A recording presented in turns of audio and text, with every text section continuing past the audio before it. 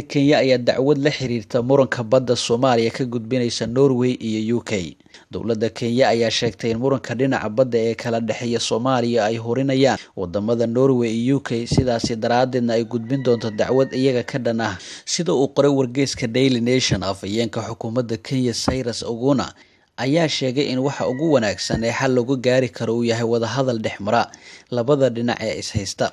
Peter Kiwanja oo ah khabiir Kenyan isla markaana falanqeeya siyaasadda ayaa sheegay in Kenya dacwadeeda badda ay ahayd hal heer, balse Soomaaliya ay gudbisay dacwadan 10 heer, tiiba ay ka kooban tahay 250 bog iyadoo gacan ka helaysa dalalka reer galbeedka. Kiwanja ayaa dalalka reer galbeedka ku eedeeyay in Soomaaliya ay maaliyad iyo talo ahaanba ka gacan siinayaan muranka dhinaca badda ee kala dhexeeya Kenya iyagoo eeganaya dantooda shidaalka ee Soomaaliya. Saraakiil sare oo ka tirsan dowladda Kenya ayuu wargeyska Daily Nation ka soo xigtay iyagoo madaxweynaha Soomaaliya Maxamed Cabdilaahi Farmaajo iyo ra'iisul wasaare Xasan Cali Kheyre ku eedeynaya inay xiriir la leeyihiin shirkado shidaal baaris oo ay leeyihiin Norway, Canada, Sweden, sidoo kalena ay taageero farsamo ka helaan dalalkooda. Kenya ayaa soo jeedisay in muranka labada dal lagu xaliyo kulan dhexmara wasiirada arrimaha dibadda ee labada dal, laakiin kulamo ay hore u yeesheen oo aysan waxba ka soo bixin ayaa rajo xumo gelinaya miro dhalka kulan kale.